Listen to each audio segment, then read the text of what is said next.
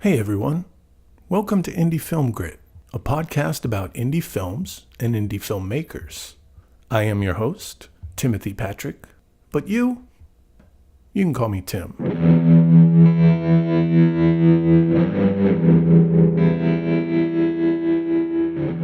Today's episode is about an often overlooked aspect of filmmaking. What am I talking about? I'm talking about set building.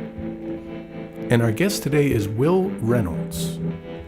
He's a talented woodworker, a set builder, and a prop maker. And he currently works in both television and film production. Let's get into it. And here we are with Will Reynolds. Yes, hello. Will, how are you, man? I'm doing great. How are you? I'm great. Thanks for being on the podcast. Yeah, pleasure being here. Now, Will, you are a prop maker. Yes. Were you always fabricating stuff? Well, I grew up out in like a farm out in North Carolina. What kind of farm? Well, it was like a sustenance farm. So it was basically just for us, for my family that we grew up in. We had chickens, and we had an apple orchard, and we had a pumpkin patch and a watermelon patch. And any goats? No, and I say that with that type of enthusiasm because I really wanted goats, and we came close to getting goats so many times, and I was really disappointed when we didn't get goats. So that's kind of a sore subject. Oh, I didn't mean to bring it up. No, Sorry it's about all right. that. You didn't know. So you're on a farm. Does that mean growing up in rural America, you have a tool shed, or? Oh yes, yeah. My dad was a amateur woodworker. Nice. Who did a lot of like furniture, and he built the house that we lived in for the most part, and the tractor shed and the car shed. So I kind of grew up around it, and I didn't really have I wasn't quite as adept as he was, or at least I didn't think I was, but I kind of fell into it. I'm sure you learned so much just by watching him. Yeah, just being around it all the time. It was something that I was comfortable with.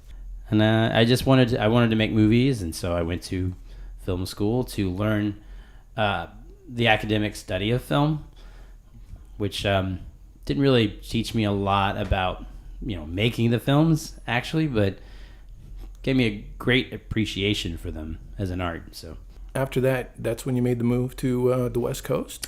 Oh well, here actually what happened was I got involved in a construction crew during my my college days for like summer work, and we did interior trim carpentry for like really fancy houses in Raleigh and the surrounding areas in North Carolina. And so I did that. It was very satisfying work to go and you like make something at the end of the day. You're like, I actually did something physical, and there it is, and satisfying. But it wasn't at all in the world of film, which is where I wanted to be. Right.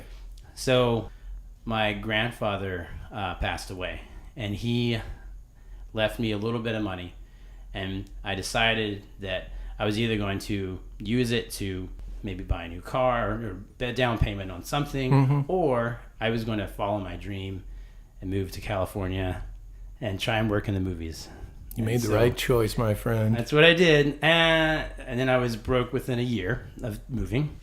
Yeah, it was a grueling test. It was almost like trial by fire. Like, are you sure you want to do this? Are you sure you want to be here? Right. And I started doing just basically whatever I could in the films, like film and TV, just working for free at first, and then getting to know people, or people getting to know me, knew that I wasn't an idiot.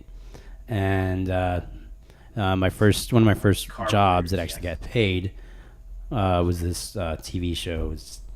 It was Car Warriors, yes. And that's my first real good paying job, even though it wasn't really good paying. And then I did a couple indie films in the summer, and then bounced around doing a couple little things here and there that winter and spring, and then I got the MasterChef job, which turned union.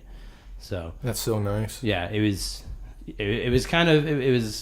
very quick trajectory from like nothing to, oh yeah, and do you want to be in the union now?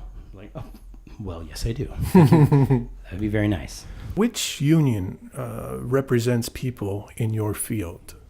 Local 44 craft persons as a prop maker. That is my union. Now, I know an editor for the Food Network, and he works on all the food shows. Did that kind of happen with you with the MasterChef? Are they like, we'll bring you back for another Gordon Ramsay show? Or Yeah, it was. I went from MasterChef to Hell's Kitchen. Oh, nice. And there was another one that tried to, but it wasn't a Gordon. It was a Top Chef. Top Chef. I would try. I never ended up working on it for some reason, but it was just not a they schedule. Wanted you. Yeah. They wanted me. I'm just they couldn't afford me now. Now you specialize in woodworking. Yes. Mm-hmm. Yeah. So give us an idea of like what's in your toolbox. I mean, we talking saws, hammers. Well, yeah, you should have a kit, especially if you're union. They actually have a list of things that you need to have. I don't know. I don't know if I know anyone who has everything on that list, but maybe like you have, everyone should have at least most of those things. If you were going to make a list for the indie filmmaker, what would go on his list? Well, you definitely need to have, if you're a prop maker in the indie world, you definitely need to have, all the saws you need, like, miter saw and your skill saw and your, hacksaws. Saws and hammers. Gotta have hammers. Drills. I mean, the most important thing that I probably use that I didn't use as much before when I came out here or when I was in the world of interior trim and houses is impact drill, like a little screw gun. That's what I mean, because everything here is made to come apart and it's not made to last. Sure. So you don't shoot it with a nail. You screw it together. A lot of the things, right. Like, so when you make a flat wall. You screw them together. You don't shoot them together. Like, well, you make one wall with the nails and the screw. I mean, with the staples and the glue, and then when you're putting the two walls together, like to form like a room, then, a corner. A corner, yeah. Then you're going to screw them together because you're going to take them apart again. Right. So you need to have that screw gun, and that's something you use way more out here than I ever did in houses. Wow. So having a good Now, does that work both ways? It can screw in and screw out? Oh, yeah. Totally. They do that now. Oh, wow. It's amazing. Technology. We're in the world of the future, people. I can tell you, my favorite thing to do on the job, if you want to know that. Yeah. It's actually tearing things apart. Nice. So, because I get to smash things up, and there's a lot of waste in Hollywood in general.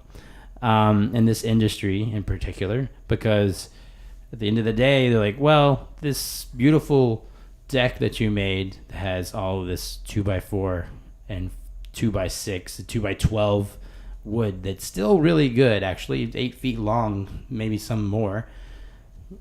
You can just trash it. We're not going to keep it. So a lot of this just going in the dumpster, unless you just take it away. Right. So it really pays to have a good flatbed, like pickup, or, full bed pickup, so you can get all that stuff. Like every year in MasterChef, they take down they make a big patio and they tear it all down because usually for the last 3 years, they've been changing locations. And so making a new patio based on where they're at, they just have to make it different. In the world of prop making and building for films and whatnot, yes. What do people most often misunderstand about your job? Oh, okay. Well, I get a lot of people saying, "Oh, so you're a set designer."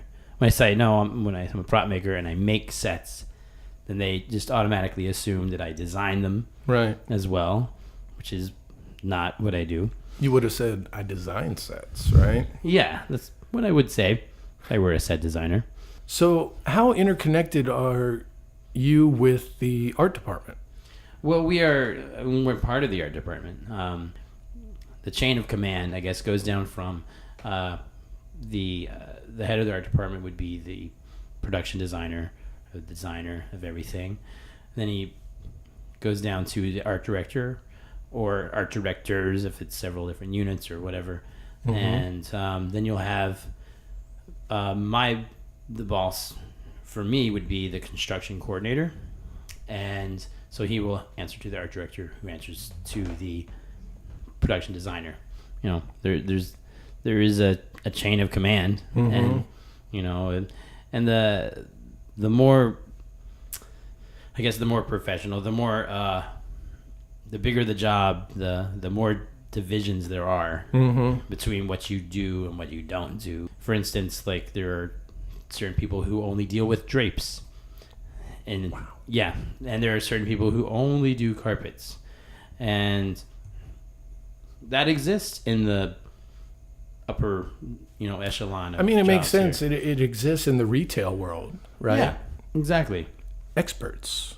Yeah, like I'm not an expert at flooring, but there are people who just do that, you know, for the most part. And the same for, you know, any kind of hanging anything. So like I said, like drapers and stuff. Oh, like right, that. right. There's greensmen who only do, you know, live, like living props, living plant props. Shrubs and whatnot. Yeah, exactly. Wow. Is there anything that's been in the back of your head that you haven't built yet? Anything, an idea that you've had that you haven't brought into this world yet? Whoa, man.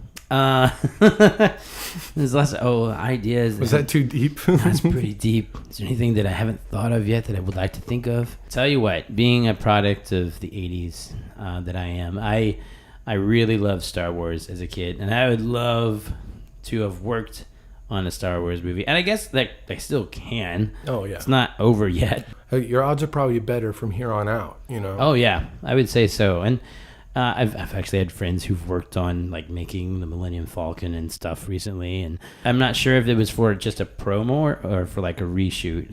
I'm not sure exactly if it was even used, but whatever, they made the Millennium Falcon. Are there things you make off the clock? Are there things you in wood or whatnot that you build? Oh, for sure. Tell us about that.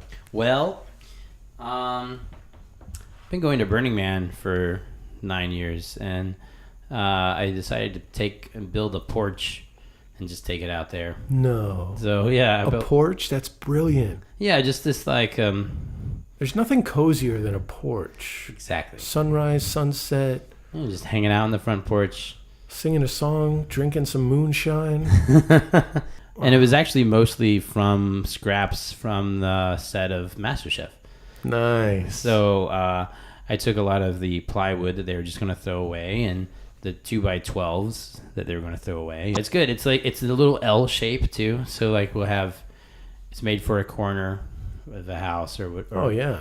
And I'm going to expand it this year, you know, and I like the event. So I decided to give back to the community by making a little something for people to hang out in. And what was the best day on set that you can remember? Oh, what a question. Okay. No, I got to say that, there's some times where I got like, you know, starstruck a little bit. Not starstruck, but just, you know, I was like, oh, wow, this is what's happening. This is my life.